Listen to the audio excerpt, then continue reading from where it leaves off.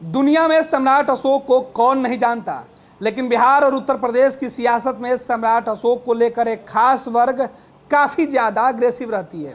ये vote bank की सियासत होती है और सम्राट अशोक को वोट की राजनीति में खींच लिया जाता है। कहीं जयंती मनाया जाता है तो कहीं सम्राट के वंशजों को एक तरफ से गोलबंद करने की तैयारी होती है।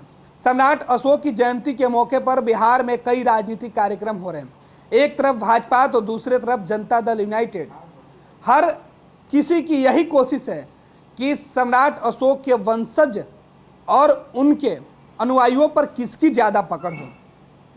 बात उत्तर प्रदेश से लेकर बिहार के चुनावों तक देखने को मिला है कि सम्राट के जो वंशज सम्राट अशोक को जो ज़्यादा लोग मानते हैं, उन वोटरों का मिजाज क्या है।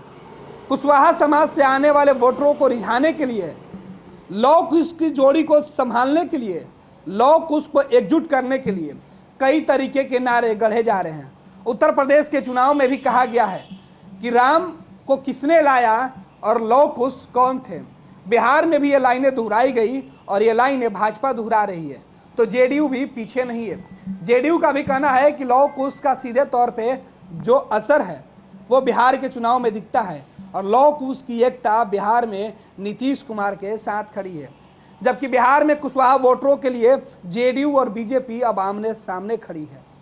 जेडीयू की तरफ से कुशवाहा कुर्मी वोटरों को जोड़ा जा रहा है तो भाजपा पीछे नहीं है। भाजपा ने भी कुशवाहा नेताओं को एक मंच पर बड़े मंच देकर बिहार की सियासत में एकजुट करने की कवायद में एक बड़ा गेम खेला है।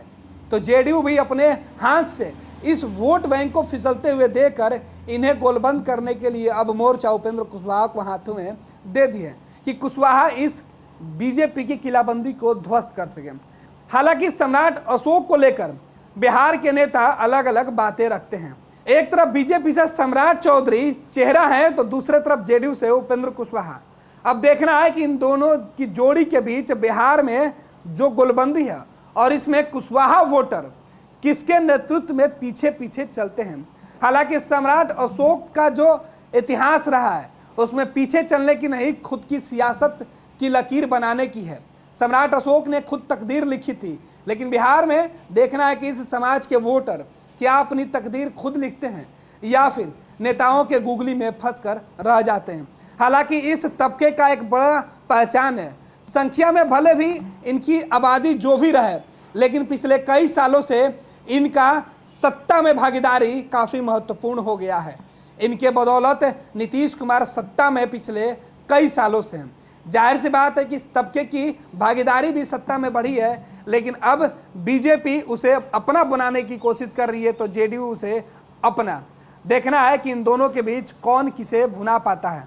हालांकि सम्राट अशोक की जयंती बड़े ही धूमधाम से सभी राजनीतिक दल के नेता मना रहे हैं, लेकिन जेडीयू और बीजेपी इसे लेकर खासी उत्साहित है और यही वजह है कि जेडीयू और बीजेपी एक दूसरे को इस टकराहट में कि सबसे बड़ा अनुयायी कौन है इसमें जुटा हुआ है।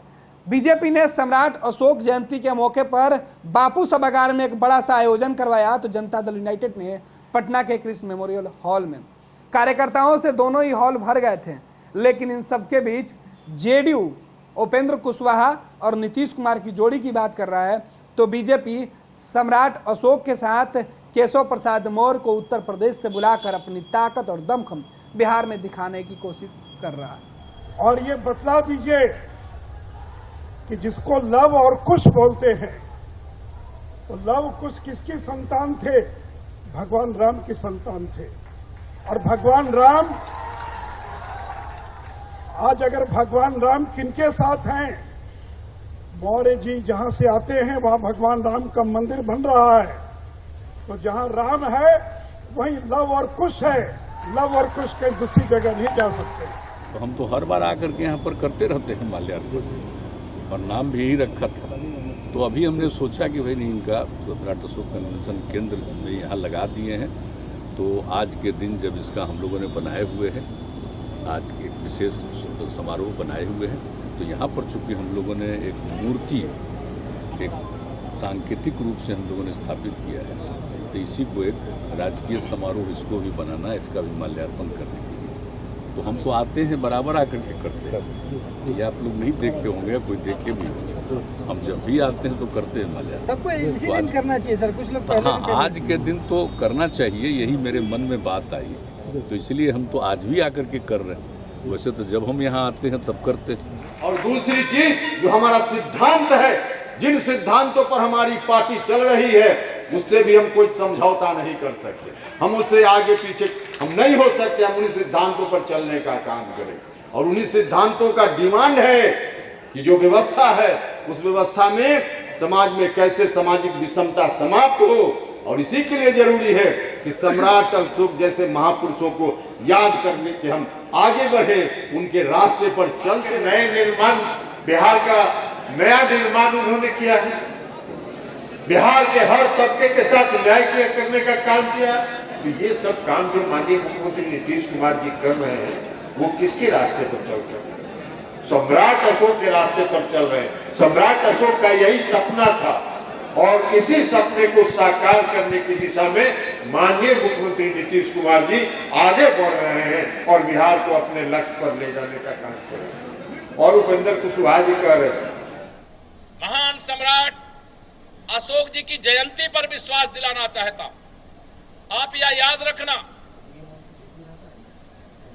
जब कोई हमारे पूर्वजों ने एक सीमा रेखा बनाई थी, उस समय की स्थितियां जो थी मैं उस पर वर्णन नहीं करना चाहता हूं, लेकिन वर्तमान जो देश की सीमा रेखा है, हमारे पुरखों के उन सपनों को साकार करने का काम क्या माननीय नरेंद्र मोदी जी और भारतीय जनता पार्टी के अलावा कोई दूसरा दल और कोई दूसरा नेता कर सकता है क्या? आज माननीय नरेंद्र मोदी जी के नेतृत्व में मुझे व्यक्तिगत तौर से यह लगा करता है कि हमारे पुरखों का अंश रूप में माननीय नरेंद्र मोदी जी इस धरती पर आए हैं।